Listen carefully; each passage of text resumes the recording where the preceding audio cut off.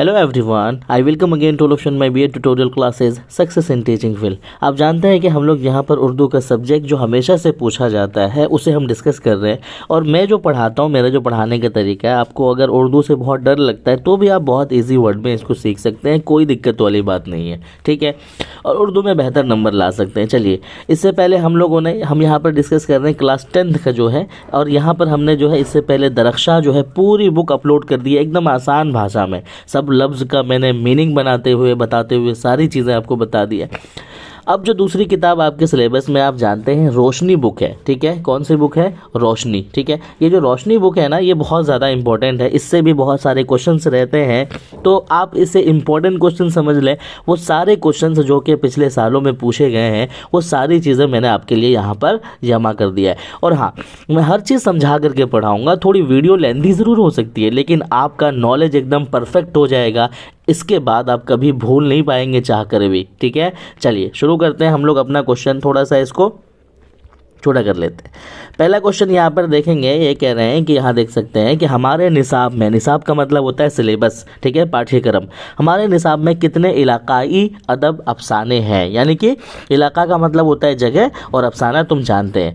देखो भाई, हम जब रोशनी किताब पढ़ते हैं ना, तुमने देखा होगा, क्या देखा होगा कि उसमें जो है ना अदब किस क्या बोलते हैं, साहित्य बोलते हैं, ठीक है। तो उसमें जो है ना मलयालम अदब, गुजराती अदब, है ना, कन्नड़ अदब, ऐसे ऐसे अदब तुमको देखने के लिए मिला होगा, बहुत सी कहानियाँ, ठीक है ना। तो वही पूछ रहे हैं ये कि कितने इलाके की अदब या फिर साहित्य आपके सिलेबस में है जो हमने पढ़ा है। तो आपका जो यहाँ पर सही आंसर हो जाएगा, ये देखने के लिए यहाँ पर है आपका कितना हो जाएगा, 6, ठीक है ना। 6 क्या कहते हैं कि इलाकाई अदब क्या है, हमारे निसाब में शामिल है, यानी कि सिलेबस में शामिल है, ठीक है। आ गया समझ में। चलिए दूसरा क्वेश्चन देखेंगे। यहाँ पर देखिए, कह रहे हैं कि हिंदी किस ज़बान का लफ्ज़ है, किस ज़बान का लफ्ज़ है, याद रखिएगा। इसका सही आंसर क्या हो जाएगा, फ़ारसी, ठीक है। फ़ारसी से निकला है, यानी कि फ़ारसी ज़बान का लफ्ज़ है हिंदी, ठीक है। आगे चलिए, हिंदी किस ज़बान से निकला है, ठीक है। निकली है मतलब निकलना और ज़बान होना बहुत अलग है, ठीक है। तो हिंदी जो ज़बान निकली है वो किससे निकली है, वो निकली है आपकी खड़ी बोली से, याद रखिएगा, ठीक है ना। चलिए, तमिलनाडु में कौन सी ज़बान बोली जाती है, क्या तमिल बोली जाती है, कन्नड़ या फिर हिंदी या तेलुगु। तो ऑब्वियसली तमिलनाडु में कौन सी ज़बान बोलते हैं, तमिल ज़बान बोलते हैं, ठीक है, तमिल बोलते हैं। उर्दू और हिंदी में क्या रिश्ता है?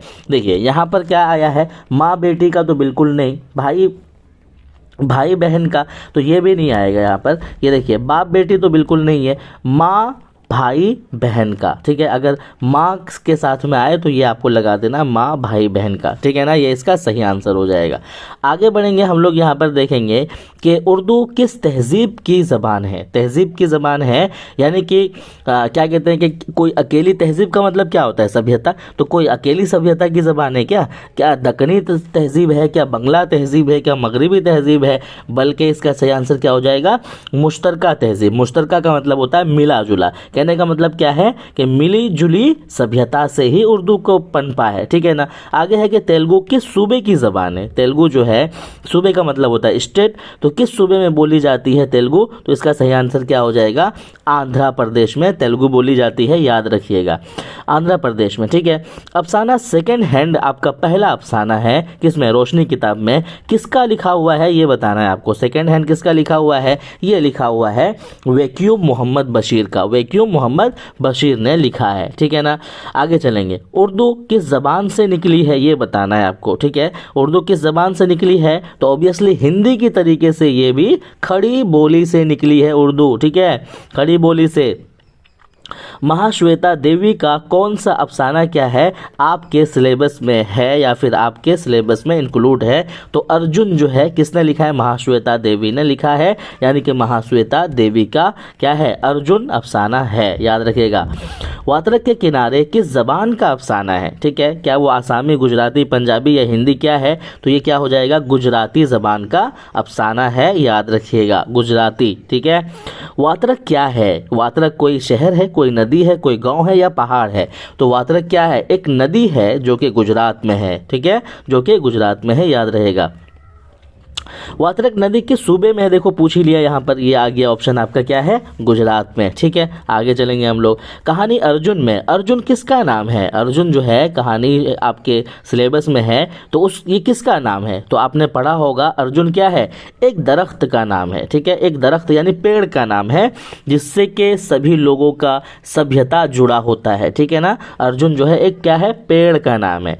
इंसान किस ज़बान की नज़्म है, आपके इसमें एक नज़्म है तो वो क्या किस ज़बान की है, क्या मलयालम है, तेलुगु है, मराठी है, तो वो किस ज़बान की है, ये जो है आपका तेलुगु ज़बान की नज़्म है, तेलुगु ज़बान में लिखी गई है, इंसान याद रखिएगा।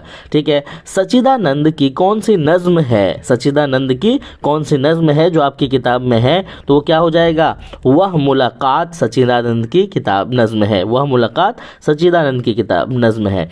अमृता प्रीतम किस ज़बान की शायर है। ठीक है, अमृता प्रीतम जो है वो किस ज़बान में शायरी करते हैं, तो ये करते हैं आपका पंजाबी में। प्रीतम से याद रखिएगा, प्रीतम लोग जो होते हैं वो पंजाबी होते हैं। ठीक है ना, तो प्रीतम से याद रखिएगा, पंजाबी ज़बान की शायरी करते हैं।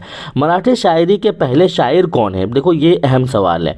मराठी जब हमने पढ़ा तो उसमें हमने देखा था, आपको बताया था कि क्या है, मराठी शायरी का सबसे पहला जब शायर माना जाता है वो है मुकंदर राज। मुकंदर राज जो है पहला शायर माना जाता है। ठीक है, आगे चलिए।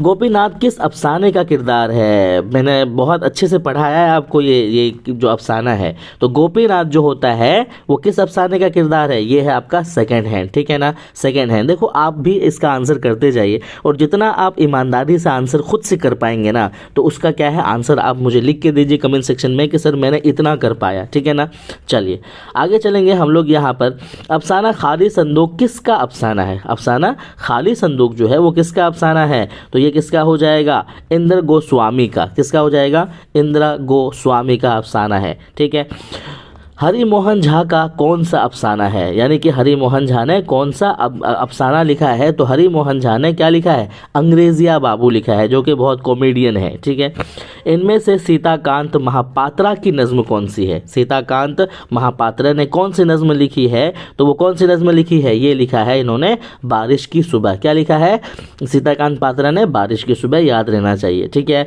सूरज का घोड़ा किस ज़बान की कहानी है, देखो यही सब क्वेश्चन हमेशा मिलेगा तुमको, तो सूरज का घोड़ा जो आपके सिलेबस में है कहानी, वो किस ज़बान से लिया गया है, तो ये किससे लिया गया है, ये लिया गया है कन्नड़ से, कन्नड़ ज़बान से लिया गया है। ठीक है, उसके बाद है पंजाबी अदब की तारीख को कितने अदवार, अदवार का मतलब होता है दौर, यानी कि कितने स्टेजेस में बांटा गया है, तो पंजाबी अदब को 4 दौरों में बांटा गया है, 4 दौरों में बांटा गया है। ठीक है, मलयालम किस रियासत की ज़बान है, रियासत मतलब स्टेट। ठीक है, तो बिहार की तो बिल्कुल भी नहीं है, गुजरात की भी नहीं है, उत्तर प्रदेश की भी नहीं है, बल्कि कहाँ की है, केरल में केरला में क्या है, मलयालम बोली जाती है। कर्नाटक ज़बान कहाँ की है भाई, कर्नाटक ऑब्वियसली कन्नड़ हो जाएगा, कन्नड़ जो है कर्नाटक की ज़बान है। ठीक है, कन्नड़ कह लो या कर्नाटकी ज़बान कह लो। तरादोई कहाँ रहती है, तरादोई एक क्या है, एक किरदार है जो कि आपको बताना है कहाँ रहती है, क्या वो पहाड़ के गार में रहती है, हॉस्टल में या कब्रिस्तान में, तो ये कहाँ रहती है तरादोई, बल्कि एक झोपड़ी में रहती है, आपने देखा होगा एक झोपड़ी में रहती है। वात्रक के किनारे किस ज़बान की कहानी है, यानी कि एक कहानी जो वात्रक के किनारे है वो किस ज़बान की है, तो वो आपको बताना है गुजराती ज़बान की कहानी है। कौन सी, गुजराती ज़बान की। ठीक है, हमारे निसाब में कितने इलाकाई ज़बानों की नज़में हैं, देखो भाई एक पूछा था कि कितने इलाकाई अदब है, तो उसका आंसर क्या था 6, और यहाँ पर क्या पूछा, इलाकाई ज़बानों की नज़में हैं, तो वो क्या है, यहाँ पर क्या हो जाएगा 5। देखो कंफ्यूज मत होना, जब पूछा जाए इलाकाई अदब कितने हैं तो क्या लिखेंगे, तो लिखेंगे 6, और जब पूछे कि इलाकाई ज़बानों की नज़में कितनी हैं तब लिखेंगे इसका आंसर 5। याद रहेगा, चलिए